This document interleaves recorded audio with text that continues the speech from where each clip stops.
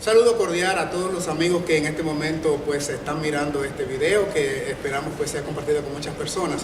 Estamos en el contexto de lo que es el seminario instructivo para ancianos de la Unión del Atlántico, y me place en esta hora pues compartir estos breves momentos con el pastor Stephen Bourne, quien ha cedido de su agitadísima agenda y muy ocupado tiempo pues sacar un ratito para conversar con nosotros acerca de algunos tópicos importantes. Pastor Bourne, muchísimas gracias por concedernos este espacio. Un placer. Muchísimas gracias. Y queremos entrar de lleno en materia. Creo que no necesita mucha presentación. El pastor Stephen Bourne es un conocido hombre de Dios y por muchos años ha estado laborando en servicio de la iglesia y a favor del mensaje divino, tanto en inglés como en español. La característica del pastor Bourne es que cuando él predica en inglés todo el mundo sabe que él es un norteamericano, pero cuando predica en español cualquiera diría que es un latino más, uno de los nuestros. Así es que, pastor Bourne, comienzo con esta pregunta. Nosotros conocemos como adventistas que tenemos una identidad y hemos surgido como movimiento profético con un mensaje particular y específico.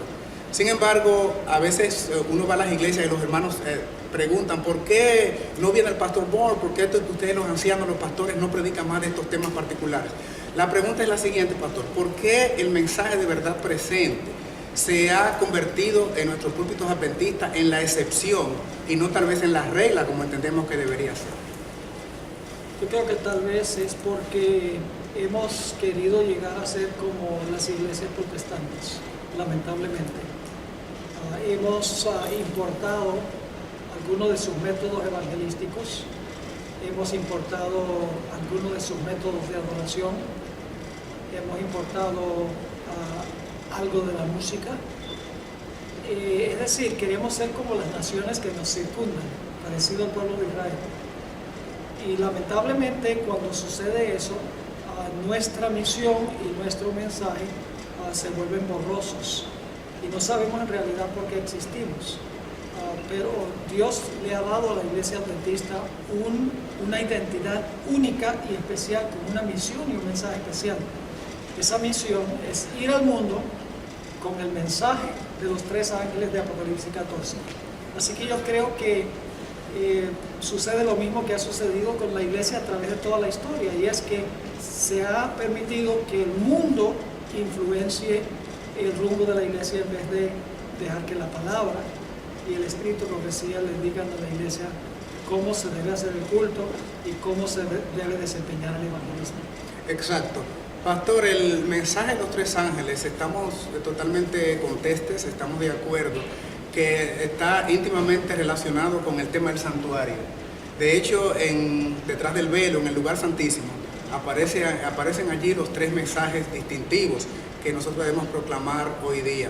¿No piensa usted que tal vez el haber nosotros descuidado el tema del lugar santísimo, el juicio que en este momento se está llevando a cabo, el juicio preadvenimiento, o como decimos los adventistas, el juicio investigador, descuidar esta doctrina ha llevado tal vez a no dejarnos ver claro cuál es realmente nuestra misión en estos días?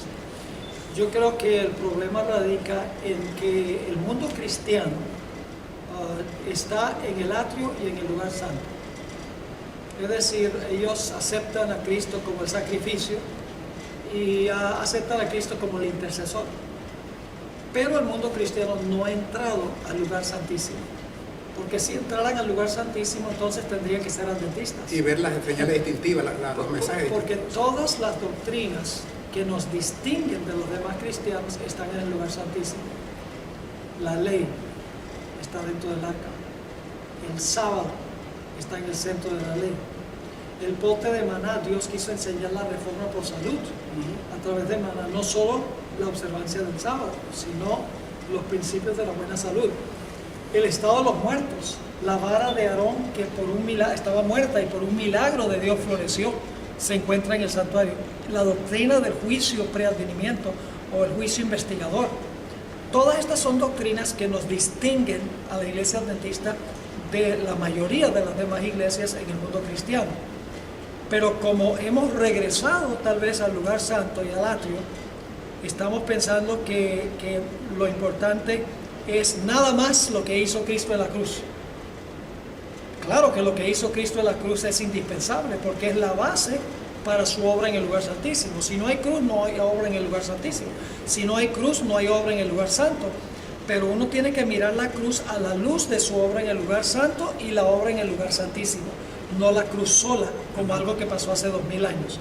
Así que en realidad nos hemos extraviado en cierto sentido de nuestra misión y nuestro mensaje porque estamos en el apartamento que no es. ¿Qué podríamos esperar entonces, pastor, en vista de la creciente ola de modernidad que tristemente ha entrado a la iglesia en los últimos años? Los que nos criamos en la iglesia desde pequeñitos, pareciera de pronto que estamos en otra iglesia con la onda pues tan expansiva, podríamos decirlo de esa manera, de los recursos humanos mundanos entrando a la iglesia, donde prácticamente ya no se sabe distinguir a ciencia cierta una cosa de la otra.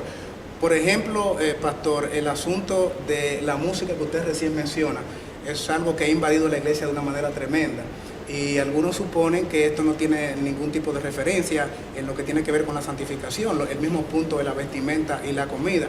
¿Usted mira estos aspectos como importantes en el proceso de santificación o son temas, vamos a decir, al margen que no están conectados?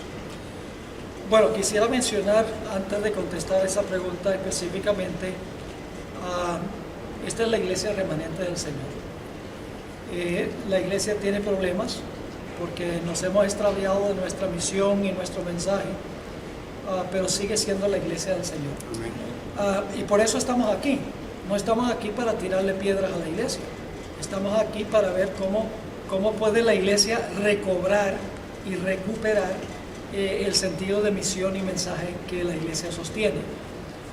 Claro que la música y la adoración tienen mucho que ver con el proceso de santificación. Menciono, por ejemplo, hoy en día el culto se ha tornado en un culto que se centra en el adorador, más bien que en el que se adora. Por ejemplo, la gente dice, no, yo quiero que en la iglesia se presente la música que a mí me gusta. Y yo quiero ir vestido cómodo como a mí me gusta vestirme. Y yo quiero que se adore a Dios, yo quiero aplaudir, pues a mí me gusta aplaudir. Es decir, el culto se centra no en la forma en que Dios ha dicho que se debe hacer el culto, sino en la forma como el adorador quiere que se haga en el culto. El adorador quiere sentirse cómodo con su música, con su vestimenta y con su estilo de culto. Entonces lo que tenemos que hacer es llevar a la iglesia a recuperar el modelo bíblico de adoración.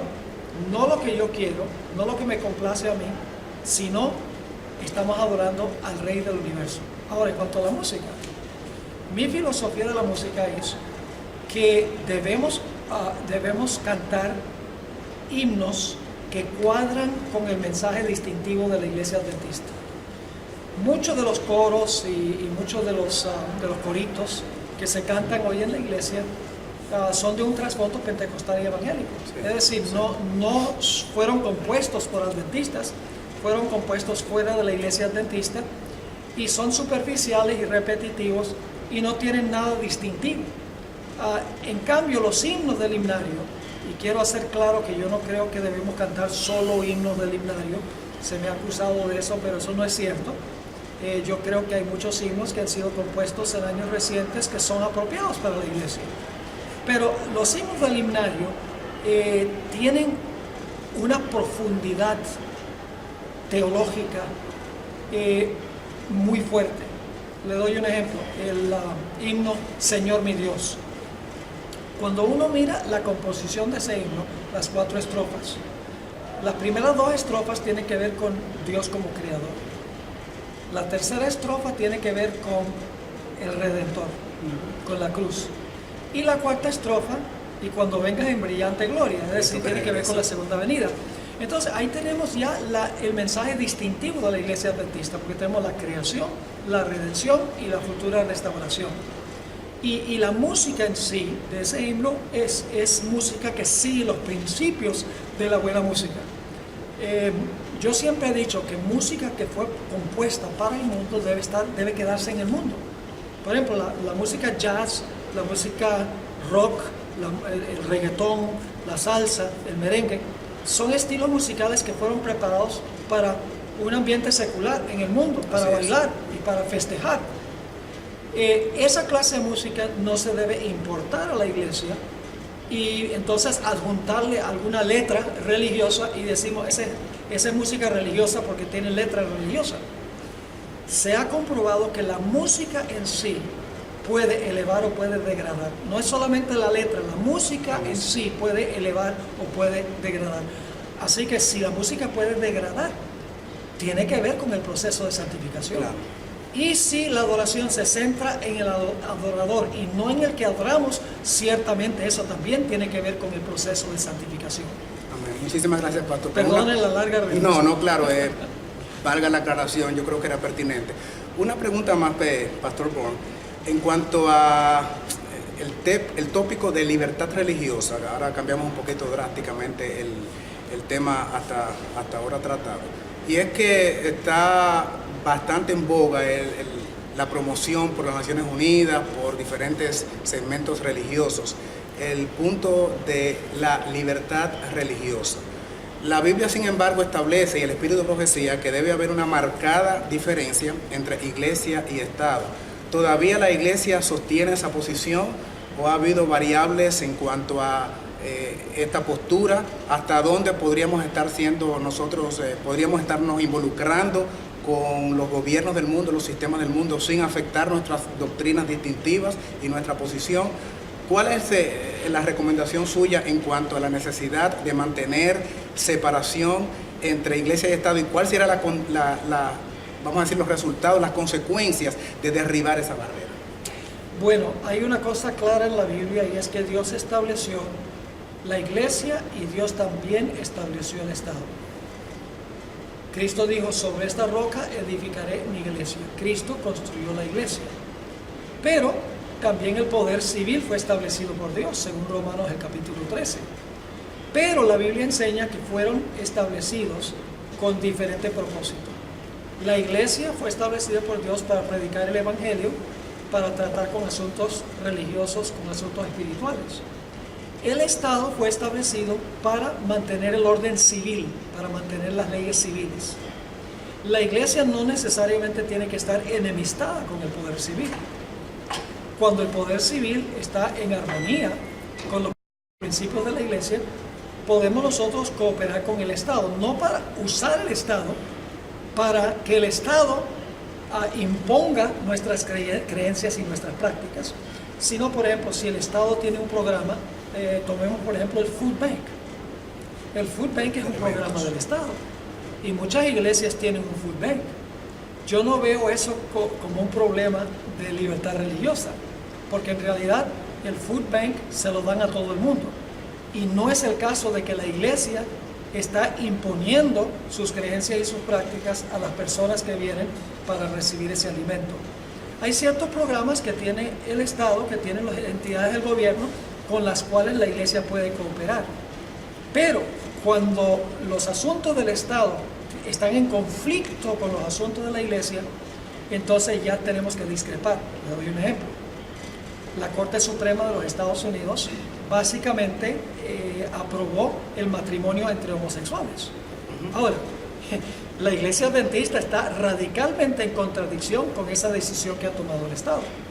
Sabemos que algún día el Estado va a imponer leyes antisabáticas y leyes en favor del domingo.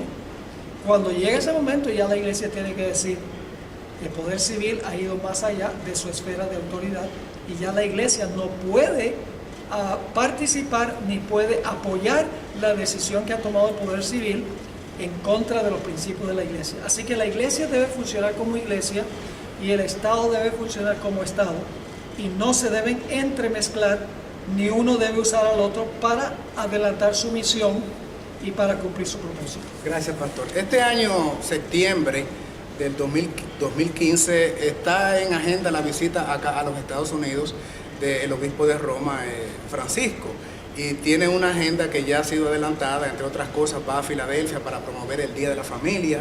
También tiene una entrevista personal en la Casa Blanca con el presidente de esta nación, Barack Obama. también irá al Congreso por primera vez a hablar a los congresistas, tanto a los senadores como a la Cámara de Representantes, que en nuestro país se le llamamos los diputados, y también luego va a Nueva York, a las Naciones Unidas, a hablar ante representantes de todo el mundo, ante ese evento tan trascendental que el mundo lo va a estar siguiendo, evidentemente.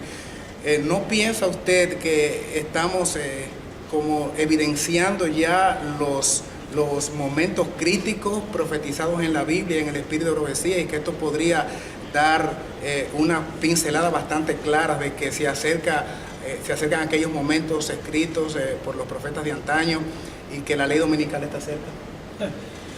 Bueno, yo no puedo decir cuán cerca está la ley dominical.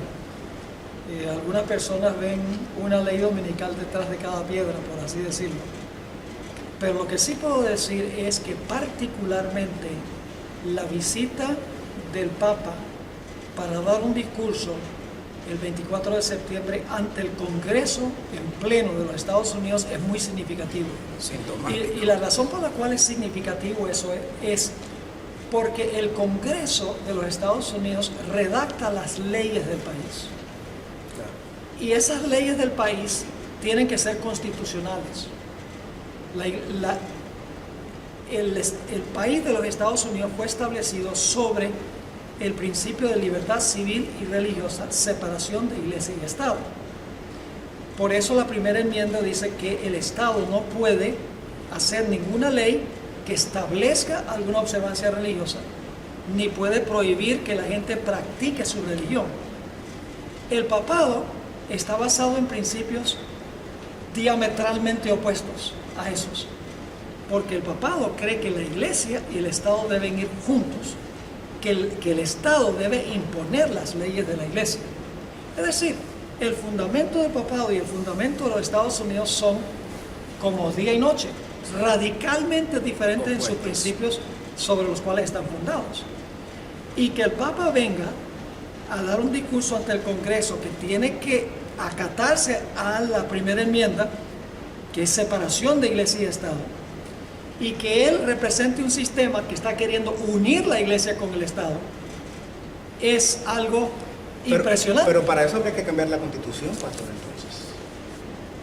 Bueno, no creo que necesariamente habría que cambiar la Constitución para que un personaje religioso dé un discurso ante... No, me refiero para imponerlo, como ley ya. Para imponerlo, sí, pero fíjese que lo que va a suceder es que, según Apocalipsis 13, la nación que tiene dos cuernos como de cordero va a terminar hablando como un dragón. Ahora, ¿en qué se parece un cordero a un dragón? En nada. No. Lo que quiere decir eso es que el Congreso de los Estados Unidos, la Corte Suprema, no se va a deshacer de la primera enmienda.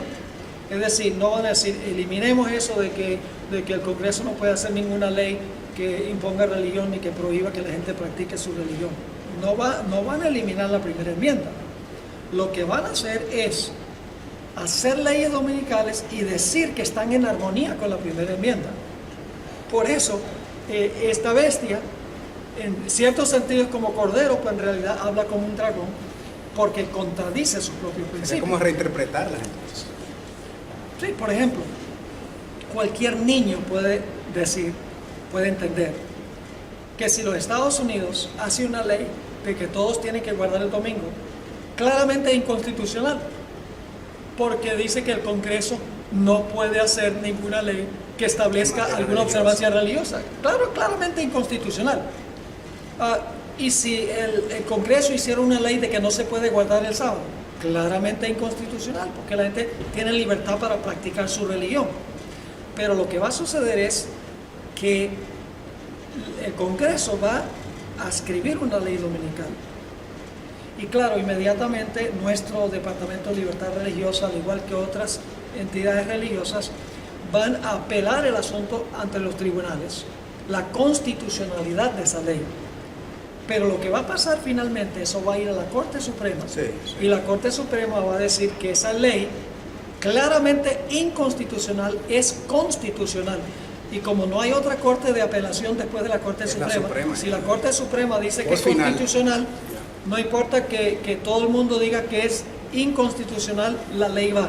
Es voz final. Y por cierto que la composición de la Suprema Corte de Justicia, tengo entendido que por primera vez ahora es mayoría católica. Son 6 de los 9 jueces son católicos. Sintomático. Una pregunta ahora un poco más doméstica, pastor, que tiene ya que nos cae más de cerca como adventistas. Nosotros nos abocamos en algunos meses, creo que en julio, a la sección general, al Congreso Mundial, que va a celebrarse este año en San Antonio, Texas. Uno de los puntos más espinosos que van a ser tratados allí concierne a la ordenación de las hermanas al ministerio pastoral.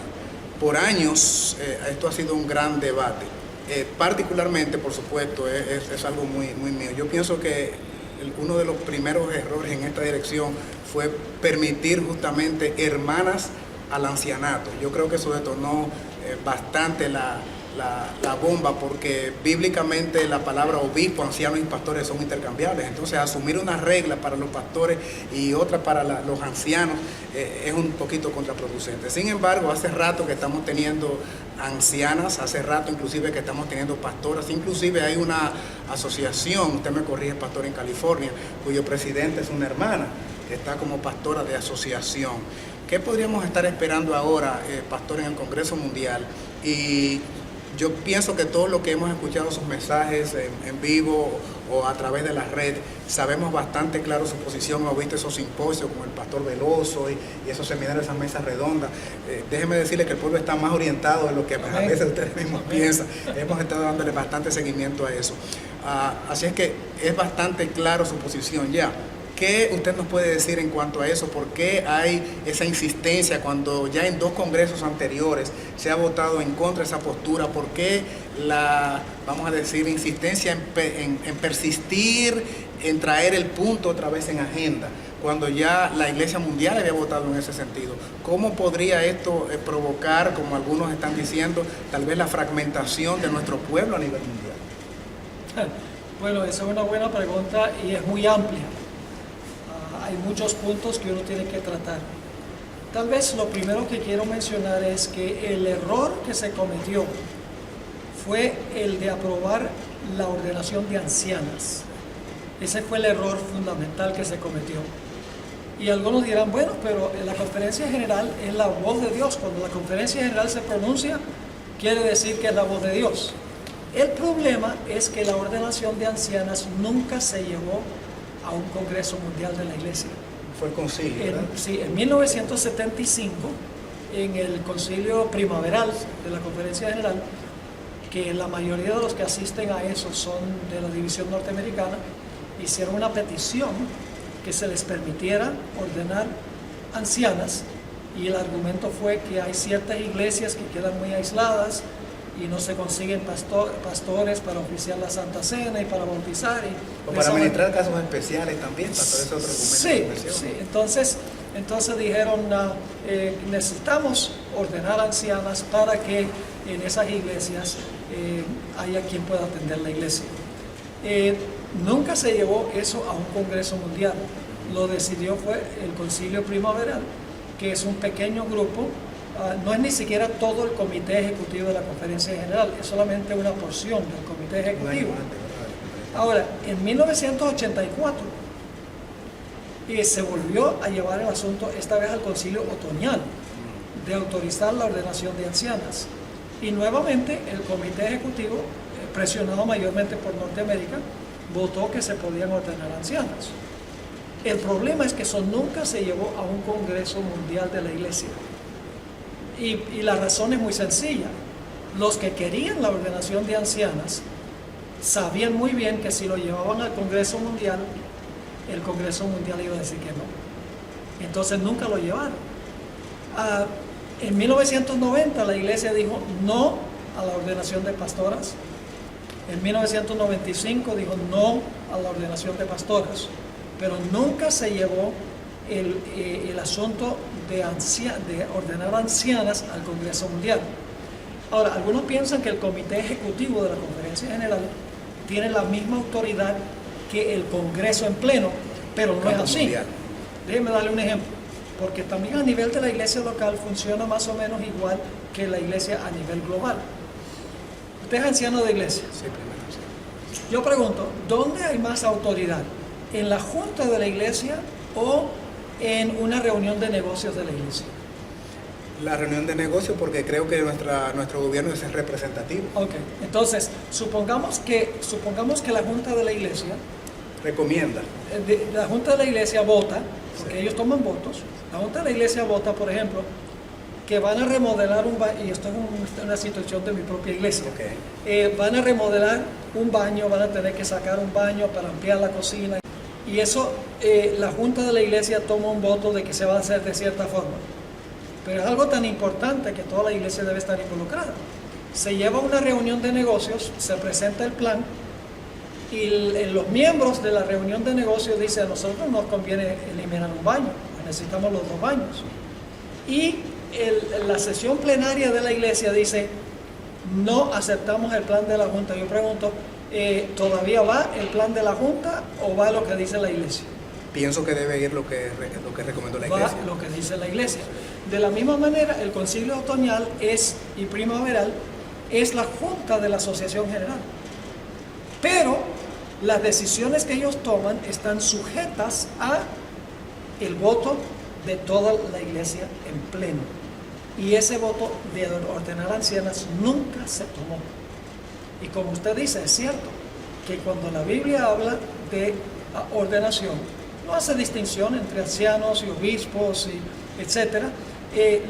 Usamos los textos intercambiablemente. Así que cuando dice en cuanto a los obispos y los ancianos que deben ser marido de una mujer, deben saber bien gobernar su casa, porque si no gobiernan bien su casa, ¿cómo van a gobernar la casa de Dios? Esos pasajes claramente prohíben la ordenación de la mujer como ancianas y también como pastoras de la iglesia. Entonces, pastor, de cara al próximo Congreso, se presentan las opciones de si sí debe aprobarse la ordenación de hermanas al ministerio pastoral. La otra postura sería no, pero yo he leído también que hay una tercera opción: permitirle a las divisiones que tomen sus propias decisiones en este caso.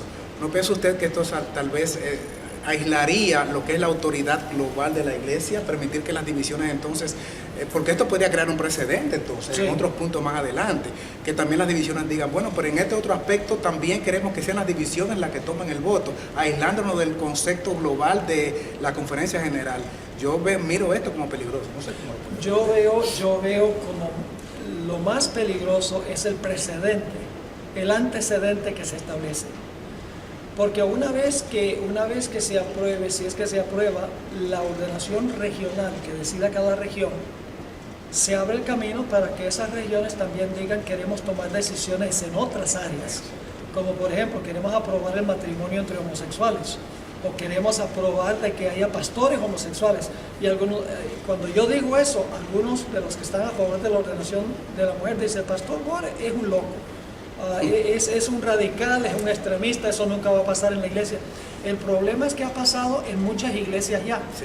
Cuando se toma el primer paso de violar lo que dice la Biblia en cuanto a la ordenación de la mujer, el siguiente paso se toma y luego el siguiente paso, y estas iglesias no adventistas ahora aprueban el matrimonio homosexual y aprueban también el asunto de pastores homosexuales. Ahora, esa tercera opción es muy interesante.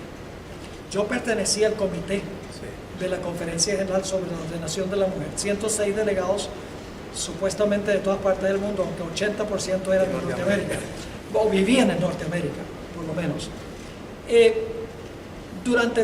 Tuvimos 4 sesiones. Durante las primeras 3 sesiones hubo 2 posiciones nada más: los que estaban a favor y los que estaban en contra. Pero en la última sesión apareció la tercera opción, que era que, aunque reconocemos bíblicamente que el hombre debe ser la cabeza en el hogar y en la iglesia, para mantener la unidad de la iglesia debemos permitir no seguir el patrón bíblico, sino debemos permitir que las mujeres sean ordenadas, aun cuando la Biblia dice que los hombres deben ser los líderes en la iglesia y en el hogar. Usan un ejemplo bíblico para justificar eso. Bueno, varios, pero uno que particularmente me parece interesante: el caso de cuando Israel pidió un rey. Dios dijo, mire, no es ideal que ustedes tengan un rey, yo soy el rey de ustedes, no es sabio. Y entonces Samuel le dijo a Jehová, le dijo, Señor, el pueblo quiere el rey, insisten que quiere el rey. Dios le dijo a Samuel, déjalos que tengan su rey, pero diles cuáles van a ser las consecuencias.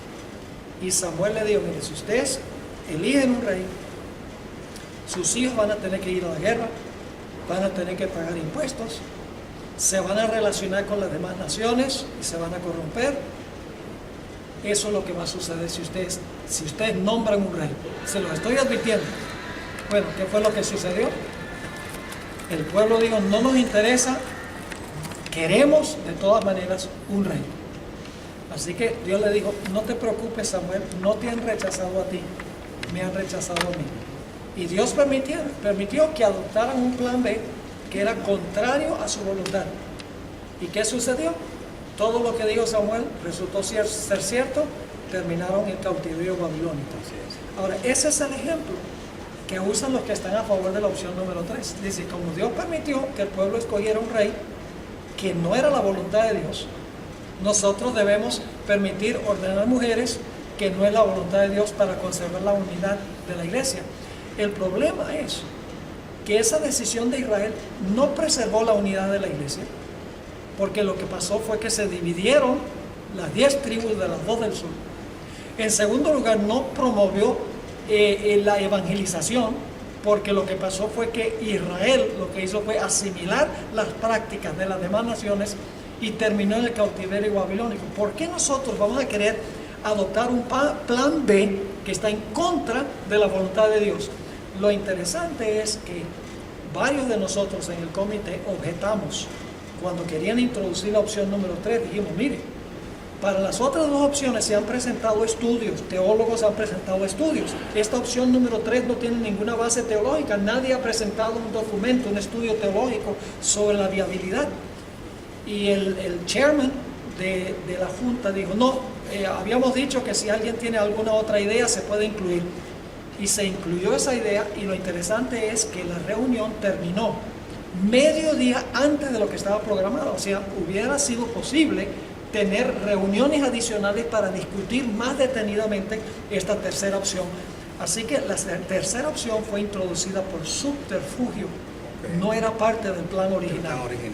Yo conozco un pastor, amigo, que él dice que lo único que detiene que se presente en agenda más adelante en futuros congresos la ordenación, o más bien la aceptación de los homosexuales a la iglesia, sería la venida de Cristo. Dice, si se acepta la ordenación de la mujer, nada detendrá entonces que más adelante venga en agenda también el asunto de los homosexuales. Solo lo detendría que Cristo llegue. Es que ya viene. Exactamente. Ya en el área de Loma Linda hay obreros institucionales, obreros de la iglesia adventista que están presionando a favor del matrimonio homosexual. No es un asunto del futuro, es algo que está pasando ahora. Pero eso es terrible, pastor. Eso realmente pone, como dicen, los pelos de punta. No hay posibilidad entonces de llegar a algún tipo de acuerdo, y surge la pregunta también, que muchos hermanos la han formulado, de aprobarse nueva vez, por tercera vez, o de negarse la posibilidad de la mujer en el campo ministerial y el campo mundial dijera no. ¿Qué pasaría con las hermanas que ya son pastoras, las hermanas que ya son ancianas? ¿Habría que revocar esa decisión? Porque ya hay pastoras ordenadas inclusive. Entonces, ¿qué pasaría si la Iglesia Mundial dice no? ¿Cuál sería el estatus de esas hermanas? Bueno, los que pertenecimos al Comité de Ordenación de la Mujer, todos concordamos qué hacer en el caso de que la Iglesia dijera por tercera vez que no. Sí. Decidimos que lo más prudente sería, en el caso de las ancianas, permitir que terminen su periodo de servicio. Es decir, no quedarían instantáneamente cortadas de su posición, sino sencillamente al terminar su periodo de servicio no se les volvería a reelegir. Que es un año como solamente. Sí, algunas iglesias tienen 2 años, pero se les permitiría cumplir el curso de su tiempo, y luego entonces sencillamente no quedaría más como ancianas. En lo que respecta a pastoras, nosotros hemos sugerido que esas mujeres que son pastoras se les reubique en funciones eclesiásticas que sí permite la Biblia. Obras bíblicas. Profesores de Biblia en nuestras escuelas, profesores universitarias, personas que estén a cargo de OFASA como departamentales. Hay muchas posiciones que pueden llenar que están en armonía con la Biblia. Y quiero hacer una cosa clara. A nosotros que nos oponemos a la ordenación de ancianas y pastoras, se nos ha tildado de ser antimujer, que no queremos a las mujeres, que somos machistas. Segregación. Entonces lo que yo le digo a la gente, hermano, es, mire, usted quiere el teléfono de mi esposa para hablar con ella. Con mucho gusto yo le doy mi teléfono, yo lo digo públicamente, para que usted llame a mi esposa y le pregunte qué clase de liderazgo tengo yo en mi casa y qué clase de liderazgo tengo en la iglesia. O le puedo dar el teléfono de todos mis ancianos para que pregunte qué clase de liderazgo tengo en la iglesia. ¿Solo ancianos tienen su iglesia, pastor? Tenemos solo ancianos. Tenemos 18 ancianos.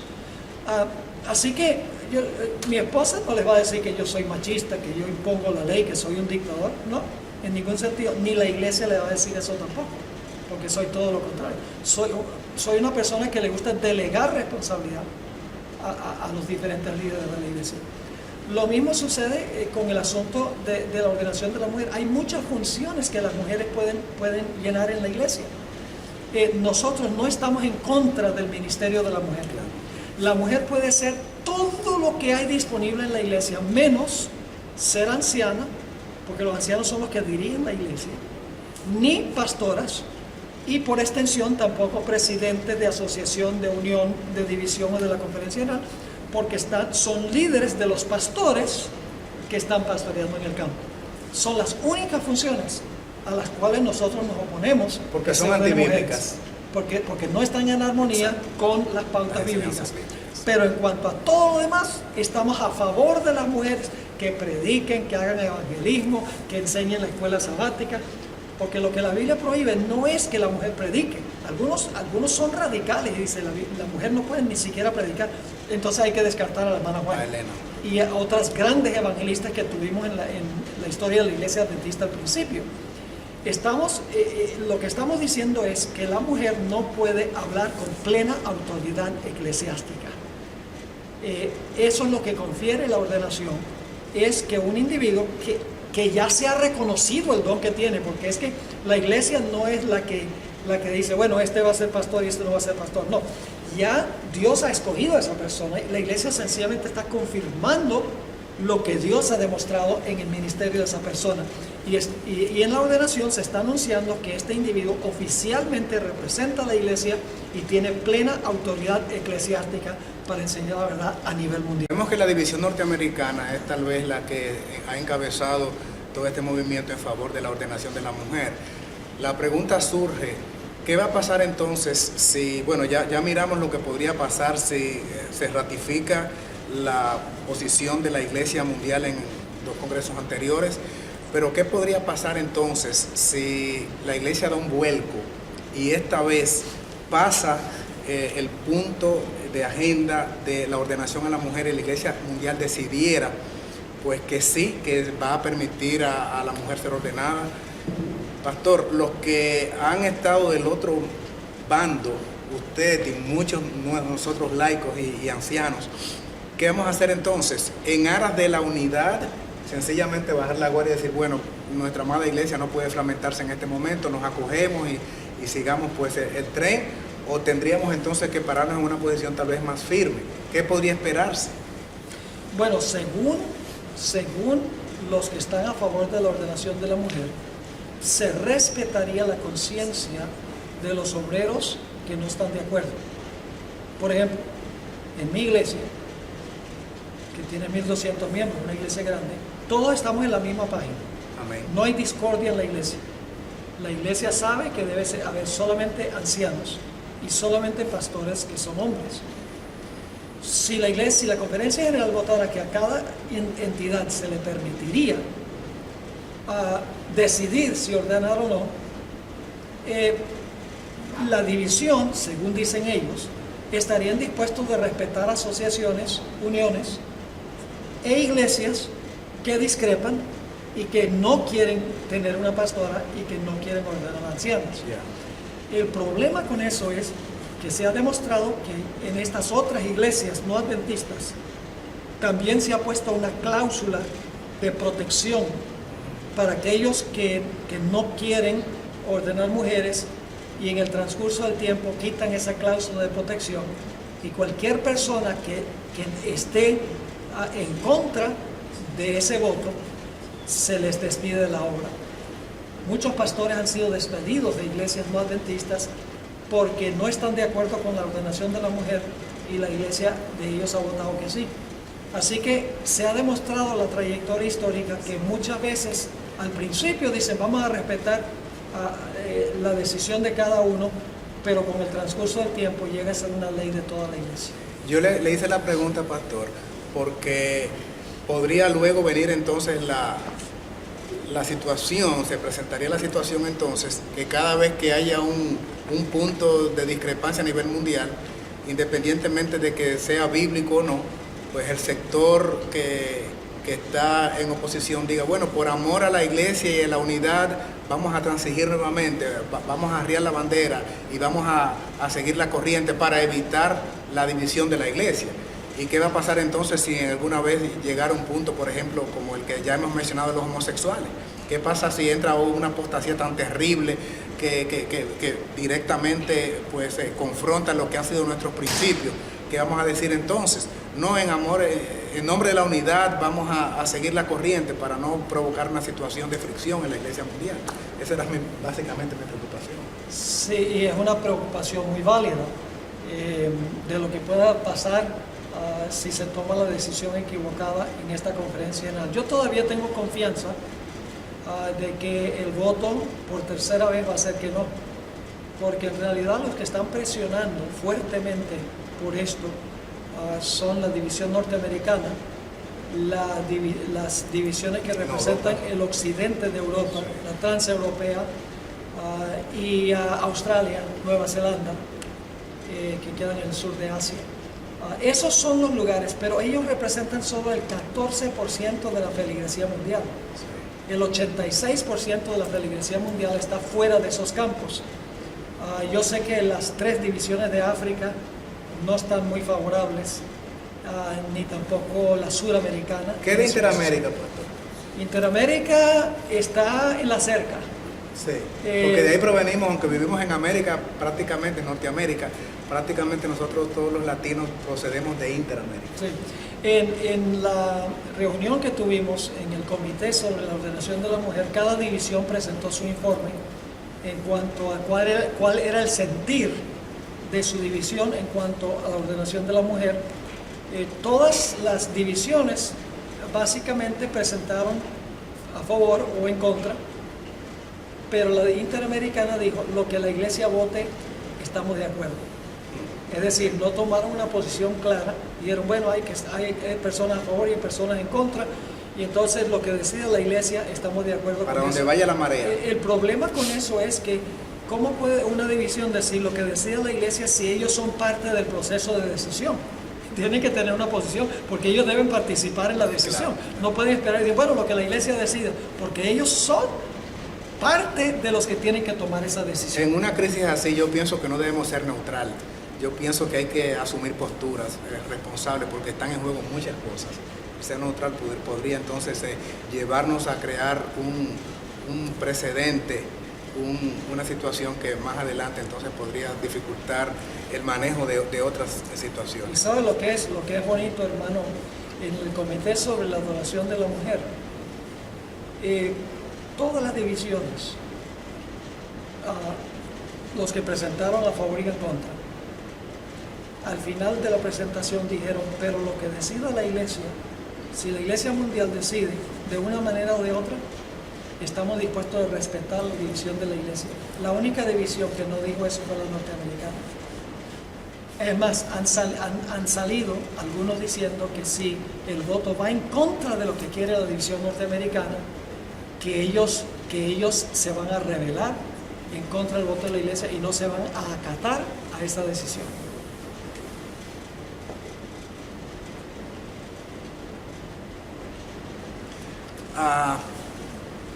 Una posición, pastor, final que quisiéramos hablar con usted, que no queremos que vaya usted a pensar que estamos abusando de su tiempo. Últimamente... Eso lo pensé hace tiempo. pero ha sido bastante tolerante, por lo menos entonces. Pastor, por alguna razón hemos visto, y tal vez esto nos traslada a las primeras preguntas, con bastante frecuencia, los hombres que estamos identificados con el mensaje de verdad presente, estamos teniendo una situación difícil en las iglesias. Tristemente, a veces por los hombres de los cuales esperamos mayor respaldo y mayor apoyo, somos combatidos. Otros tal vez no nos combaten y simplemente son tolerantes. ¿Por qué razón tal vez el ministerio adventista, que debiera estar a la vanguardia de este mensaje, de avanzar con la proclamación del mensaje último, pareciera que de ahí es justamente donde procede a veces la oposición, especialmente de los laicos y de los pocos pastores que están en esta línea? Yo conozco de áreas donde algunos pastores no pueden llegar. Recientemente me enteré de una situación que ocurrió en un lugar donde se invitó al pastor David Gates, un gran conflicto, y bueno, finalmente a regañadientes casi el pastor pudo llegar, y de otros hombres. Yo pienso que tal vez ha sido su propia experiencia y la nuestra en muchos casos. ¿Por qué esto, pastor? ¿Por qué esa confrontación tan frontal, oposición tan frontal de sectores que uno esperaría tal vez respaldo y no oposición? Bueno, hay que decir varias cosas en cuanto a eso. En primer lugar, hay individuos que su forma de presentar el mensaje es repelente. O sea que casi es un estilo impositivo. Entonces, a veces la iglesia se resiste porque son personas que quieren reformar y cambiar la iglesia con un bate, a la fuerza. Ahora, que hay iglesias que están en contra de predicar sobre profecías, están en contra de los que están en contra de la música contemporánea en la iglesia. Hay esas iglesias, inclusive hay asociaciones. Hay asociaciones a donde a mí me tienen prohibido entrar.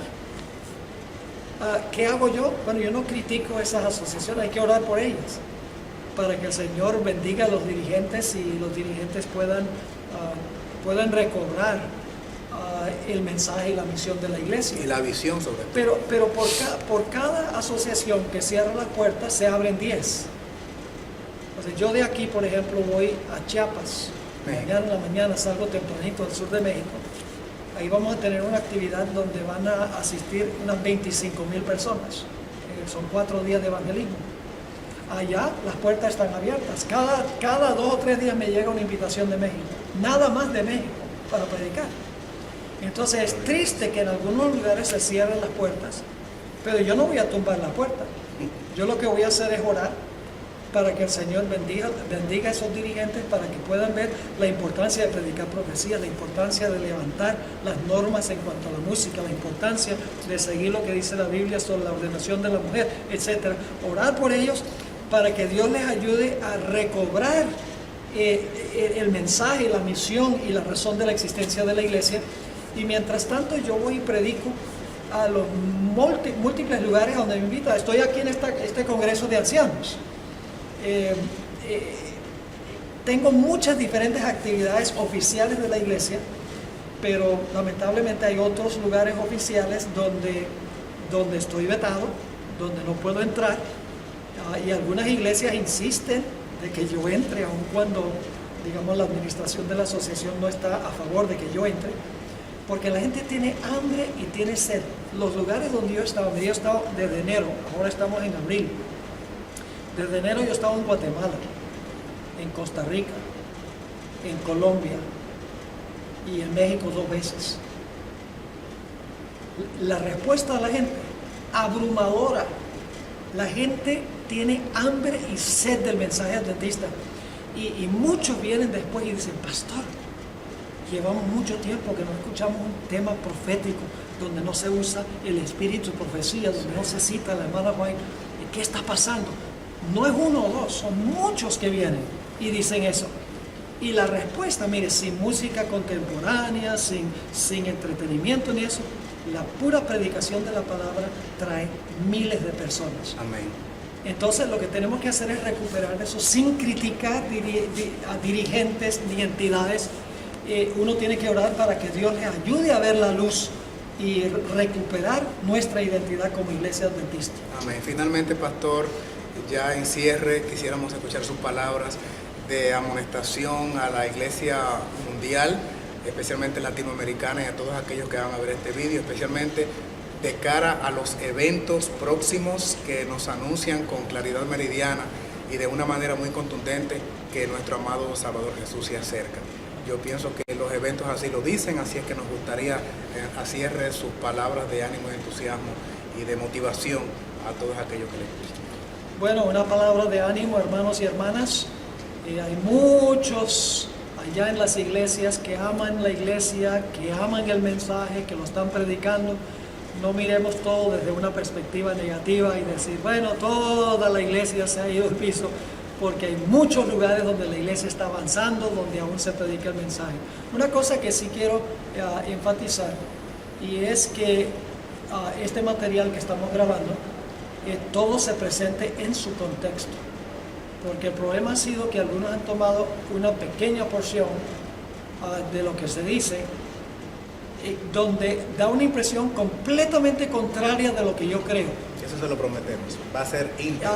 Entonces, por ejemplo, toman donde yo digo, hay un lugar donde yo digo que muchos adventistas han ido del lugar santísimo y han regresado al lugar santo. Entonces toman ese pedacito, pero no toman todo el contexto de que no es toda la iglesia, son algunos. Entonces es importante tomar en cuenta todos los comentarios de esta entrevista para que la gente pueda tener el equilibrio. Así debe ser. Pues muchísimas gracias, Pastor Stephen Ball, por su tiempo, y nos resta más que orar por usted, su familia. Amén. Saludos a su señora esposa y a sus hijos, y de parte nuestra aquí en América, los latinos, lleve saludo a México de parte nuestra. Con mucho gusto. Seguiremos pues siguiéndole a través de la red, a través de Secretos Revelados en inglés y en español, que siempre lo hacemos, mirando esos mensajes mensuales que siempre está pues allí tirando por las redes, y los estamos compartiendo con muchos. Amén. Gracias al Señor por ministros como usted, y pedimos pues que su ministerio continúe hasta que pronto veamos la manifestación gloriosa de nuestro amado Señor en el reino de los cielos. Muchas gracias, Pastor Stephen. Con un placer. El Señor les bendiga a todos.